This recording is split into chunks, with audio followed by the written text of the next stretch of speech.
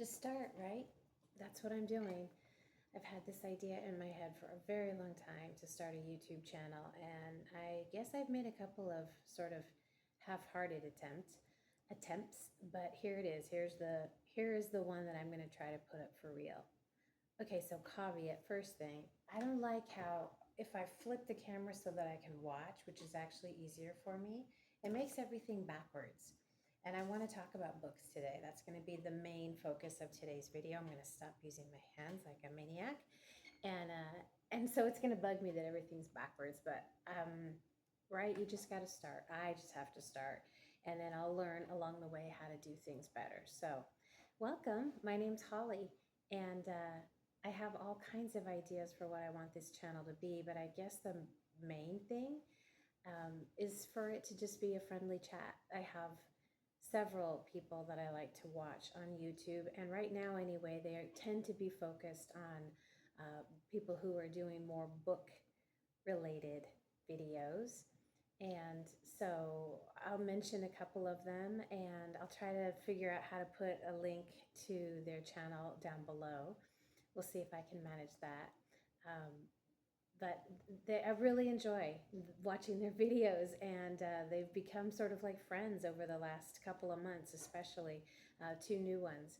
So, but shout out to one of the first people on YouTube who made me realize that you could make videos that were just comforting and fun to watch. Oops, there goes my air conditioning. I hope that doesn't really mess up the sound. Unfortunately, where I live is still hot, even though we're on October 3rd now. Anyway, shout out to a couple of different people, one of which is Fran Meneses, and I might be saying her last name wrong. I think her channel is called Frannerd, Frannerd. She's an illustrator. She's currently working on a proposal for a graphic novel, and I happened upon Fran before the pandemic, but kind of right before the pandemic.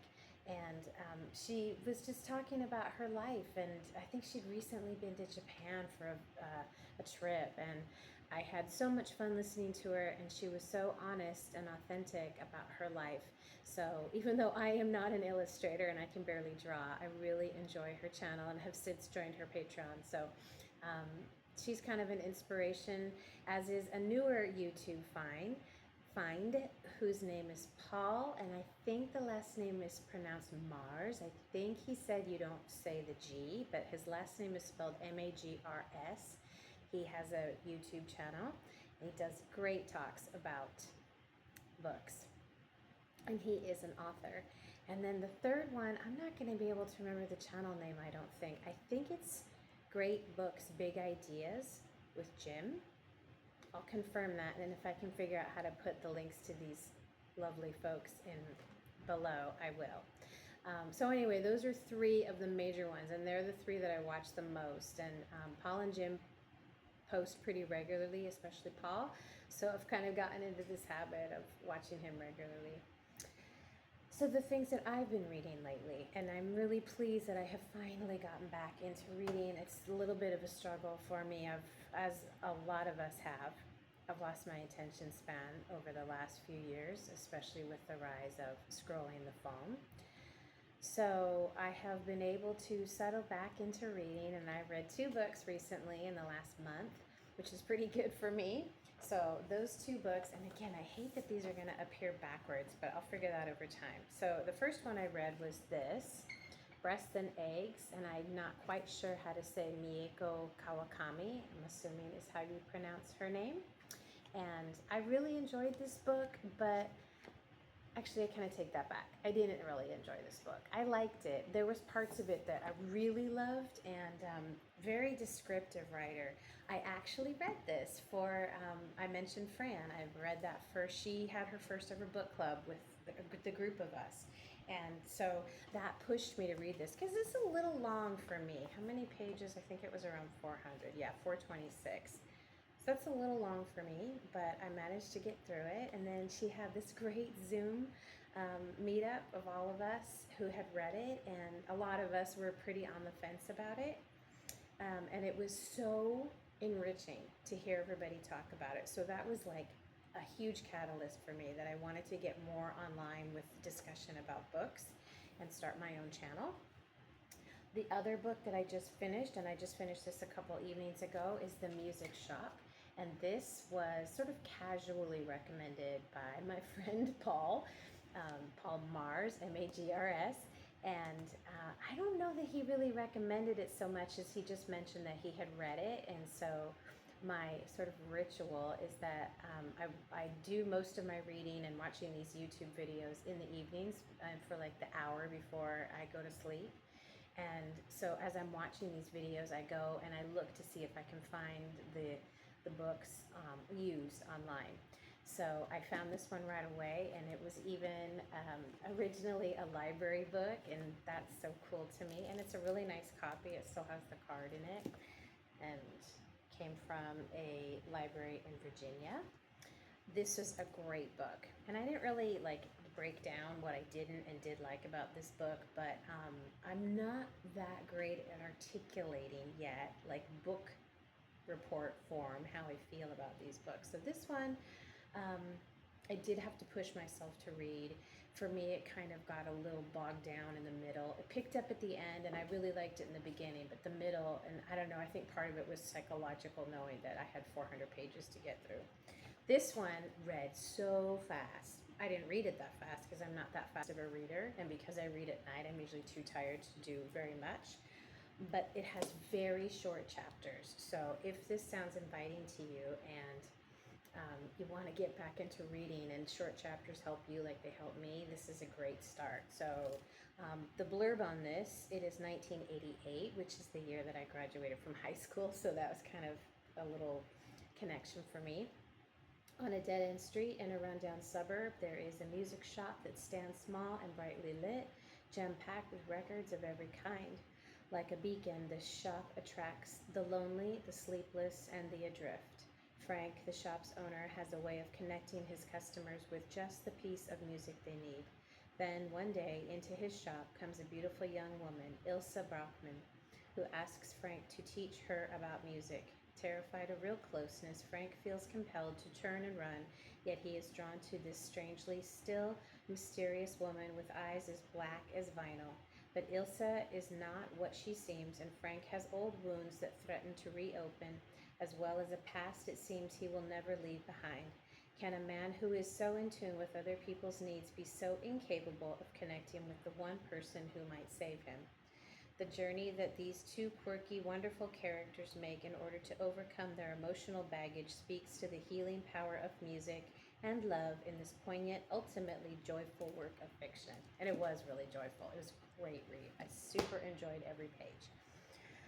Okay, so I always read, I don't always, I have a habit, and I try to follow it, of reading a book in the morning and a book in the evening, two different books. So the book I've been reading in the morning is Year of the Monkey by Patti Smith.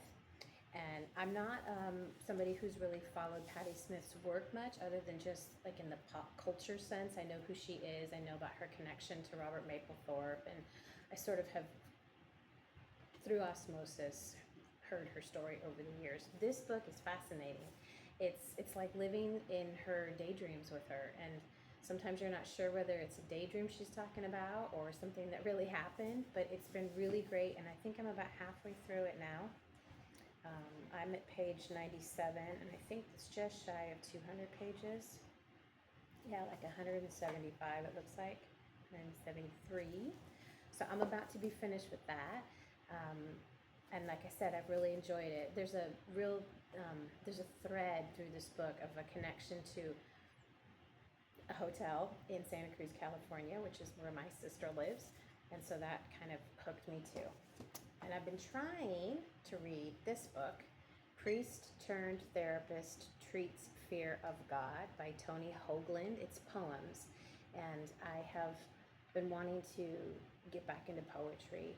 And I kind of run hot and cold with it. And a lot of times I read it and it just feels a little, I don't know, like it's trying too hard or something. I don't think I'm sophisticated enough sometimes to understand it or connect with it. This one's pretty different. So I'll talk more about it as I finish it. Okay, so that's that. And then the last thing in terms of reading that I was going to mention in this video is this latest issue of Vogue, which is the October issue with Lady Gaga on the front. And I used to be a voracious magazine reader when I was younger.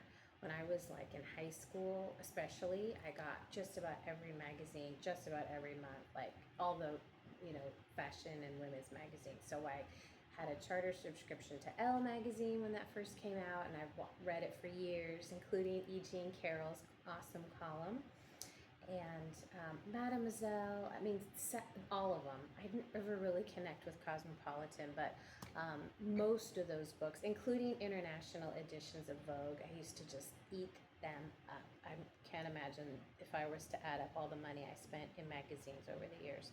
But I learned a lot about a lot through magazines, more than I think, I don't know, most people would think. You just, at the time anyway, because we didn't have internet, um, I learned so much of sort of the breadth of my knowledge through reading magazines. And this particular issue, I marked it, had this cool, is this the one? Yes. Had this great article called The Numbers Game. Age has long been a board game. Hit 40 and you can no longer pass go. But all of that is now changing. It's by Maya Singer. And it was this really great article about aging women and a little bit about perimenopause and all the different shifts that we as women go through once we get over 40. I am 54 as I make this recording. I won't turn 55 until the winter. And it was just a really lovely snapshot. It made me feel connected to a sort of, right now there's, to me anyway, and this might be because of algorithms and all that finding me, but it seems to me that in the zeitgeist right now is this, what's the word I'm looking for? That we want as women to understand perimenopause and menopause, and it's not been talked about enough. So this was a really lovely article that made me feel connected to that sort of movement of women empowering themselves through education and learning about what's going on in their bodies, and not just biologically, culturally and socially, what happens and how we can stay with that movement. There was a lot of mention of Gen X, which I am pretty much smack in the middle of, having been born in 1970. And I don't know, connection's always been really important to me, and that article made me feel connected to a movement that's moving through women's culture right now, and hopefully through culture at large. So is there anything else I wanted to talk about this one? I think probably, but one last thing I'll touch on before I wrap this one up is I really have been leaning back into analog living. Having not really been very affected by the internet until my early 30s, which would be right at the year 2000. I really didn't have much access to the internet. I mean, maybe email and stuff. I didn't really pay that close of attention. It certainly wasn't the daily thing that it's become. And of course, social media was still almost a decade away in any kind of real sense. So I lived a lot of my life before the internet and cell phones and all that, and certainly smartphones came into our lives. And I'm pretty focused right now on watching movies that are from the pre-internet, pre-cell phone days to sort of remind myself how we lived our lives before all of this was stuck in a rectangle in our hands. So reading real books, reading magazines has all become really important to me. And I want that to be a focus here too. There's so much about being online digitally that I don't understand and confuses me. So when something's too digital, when something's too beyond my capabilities with computers and all this, figuring out how to post this on YouTube and all the things that I have, all the reasons why I have been avoiding this, I know I'll learn those over time, but I just want to find the easiest workarounds I can so that I don't avoid getting on here and bringing back this idea. If I could, I'd have a landline with a corded phone for that matter. It's just has become very special and precious to me that I was given the opportunity, afforded the good fortune to have lived so much of my life before the internet and before cell phones became a thing. So that's it. I think I introduced myself at the beginning of the video. My name's Holly, and I hope you'll join me on this journey as I figure out how to become part of this online world in a way that feels meaningful to me. And I hope to make some friends with some of you the way I feel friends with the people that I follow. All right, eventually I'll connect you guys to my other places, other platforms, but for now I'm going to keep it here to YouTube and in the spirit of keeping things analog. All right, see you next time, kitty cats. Bye bye, take care of yourselves. X's and O's.